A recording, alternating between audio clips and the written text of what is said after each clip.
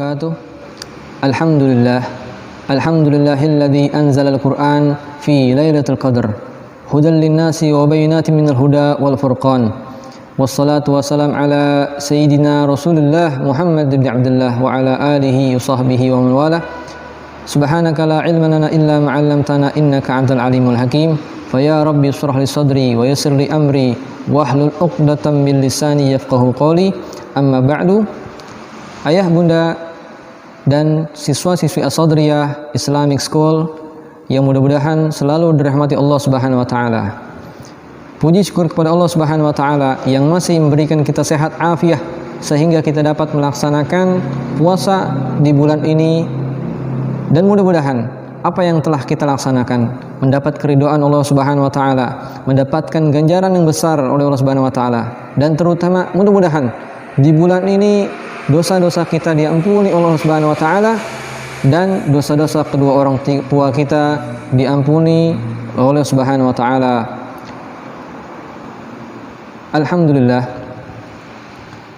kita sudah mencapai di 10 hari kedua di bulan Ramadan, di mana di pertengahan bulan Ramadan ini terjadi peristiwa yang sangat agung, peristiwa yang sangat mulia. Apa itu? Peristiwa turunnya Al-Qur'anul Karim. Allah Subhanahu wa taala berfirman di dalam surat Asy-Syu'ara, "Wa innahu latanzilu rabbil alamin. Nazala bihi ruhul amin ala qalbika litakuna minal mundirin bilisanin arabiyyin mubin." Dan sesungguhnya Al-Quran ini benar-benar diturunkan oleh Tuhan semesta alam. Dia dibawa, nazala bihi ruhul amin, dia dibawa turun oleh ruhul amin, yaitu malaikat Jibril alaihissalam, ala qalbika, ke dalam hatimu, yaitu hati Nabi Muhammad, litakuna minal mundirin, agar kamu menjadi salah seorang di antara orang-orang yang memberi peringatan, bilisanin arabiyyin mubin, dengan bahasa Arab yang jelas. Maka disebutkan makna dan proses turunnya Al-Quran secara literasi. Kata nuzul merupakan dalam bahasa Arab yaitu masdar atau kata dasar dari kata nazala. Nazala yanzilu nuzulan. Secara etimologis memiliki dua arti. Yang pertama, singgah atau menempati. Arti yang kedua, turun atau berjalan.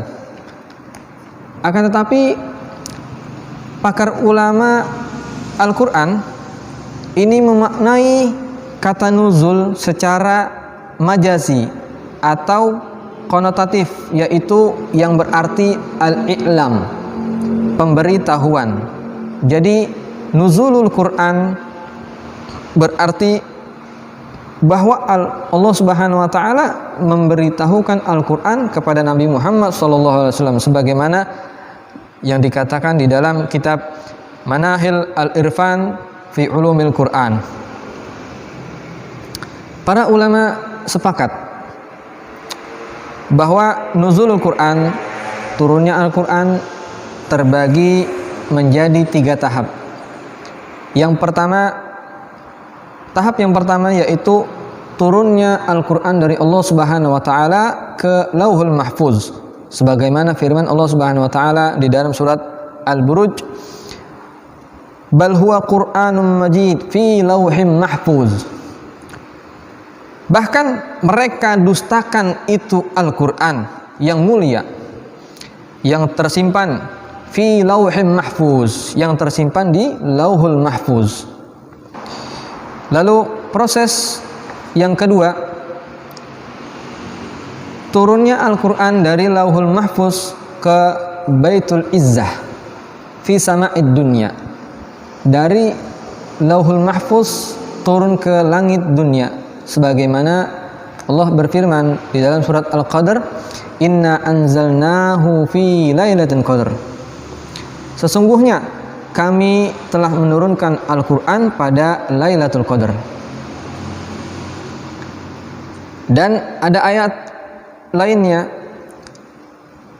di dalam surat Ad-Dukhan, "Inna anzalnahu fi lailatin mubarakatin inna kunna mundirin." Sesungguhnya kami menurunkan Al-Qur'an pada suatu malam yang diberkahi.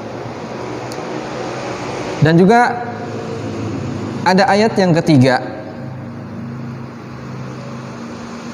yang menjelaskan bahwa Al-Qur'an turun dari Lauhul Mahfuz ke langit dunia. Di dalam surat Al-Baqarah ayat 185, "Syahrul Ramadan alladzi unzila fihi al-Qur'an hudal linnasi wa bayyinatin minal huda wal furqan." Bulan Ramadan yang Allah turunkan di dalamnya sebagai petunjuk, hudal linnasi wa bayyinatin minal huda, sebagai petunjuk bagi manusia dan penjelas-penjelas mengenai petunjuk itu, wal furqan, dan menjadi pembeda antara hak dan batil. Berikutnya kita masuk ke tahap yang ketiga.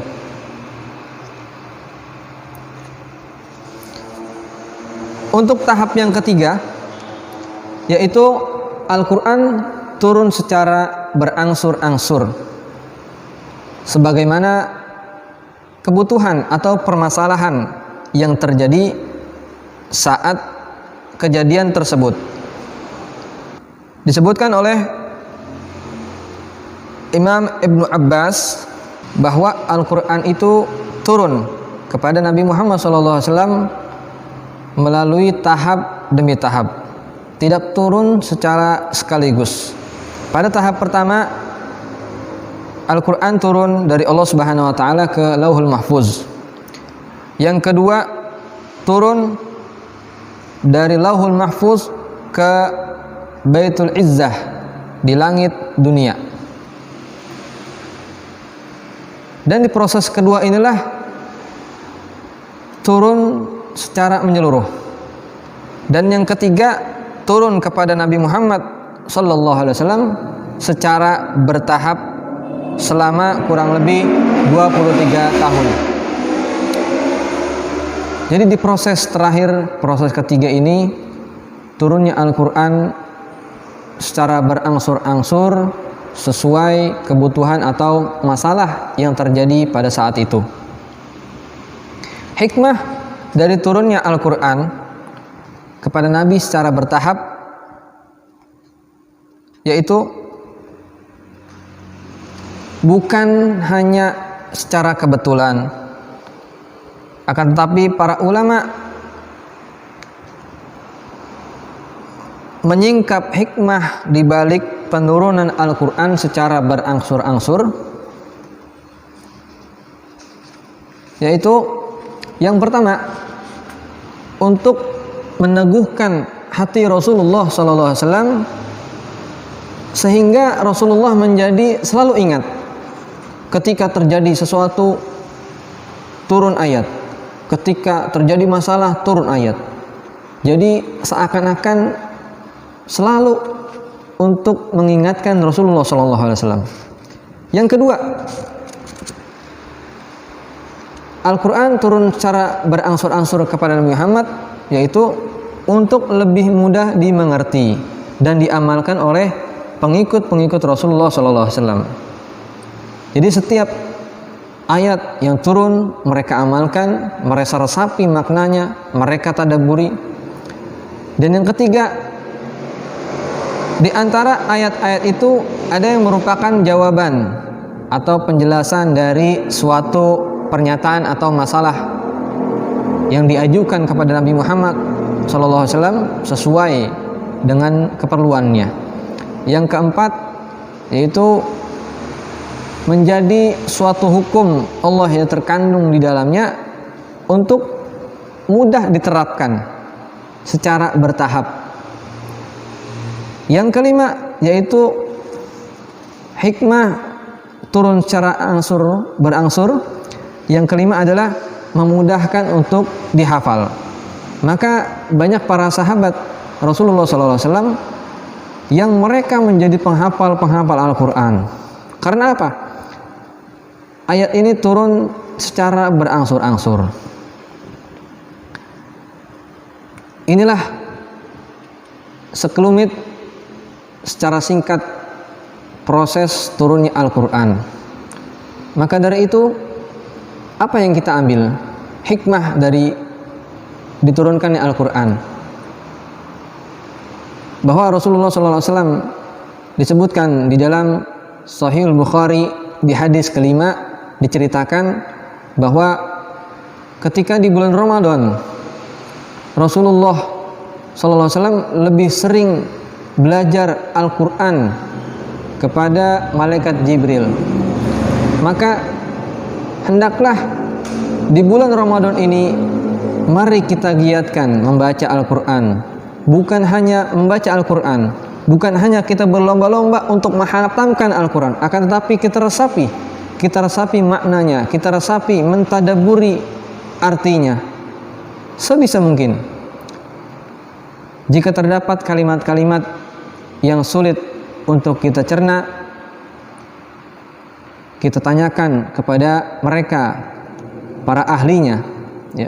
Sebagaimana yang Allah sebutkan, Allah berfirman di dalam surat Shad ayat 29, Kitabun anzalnahu ilaika mubarakun liyadabbaru ayatihi wa liyatadzakkara ulul albab.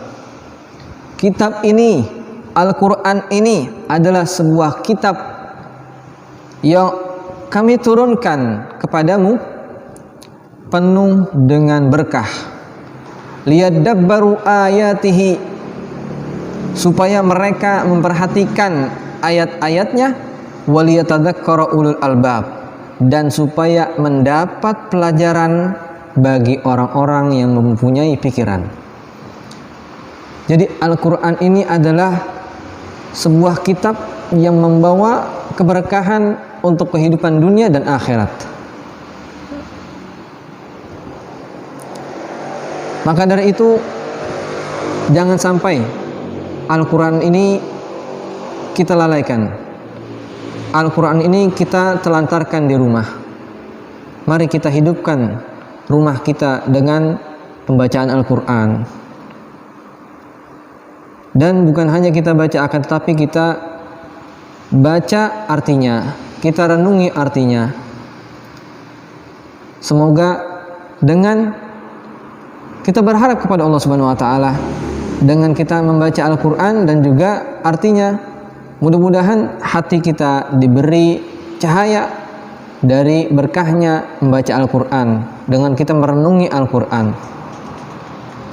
Di mana Allah Subhanahu wa taala berfirman di dalam surat Al-Anfal ayat 2, Innamal mu'minuna alladzina idza dzukirallahu wajilat qulubuhum wa idza tuliyat alaihim ayatuhu zadathum imana wa ala rabbihim yatawakkalun.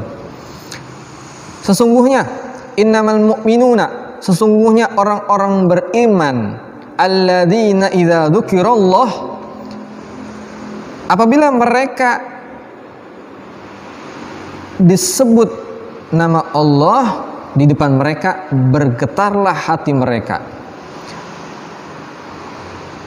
Wa idza tuliyat alaihim ayatuhu, dan apabila dibacakan ayat-ayat Al-Qur'an, zadathum imana, maka bertambahlah iman mereka, maka semakin kuatlah mereka dengan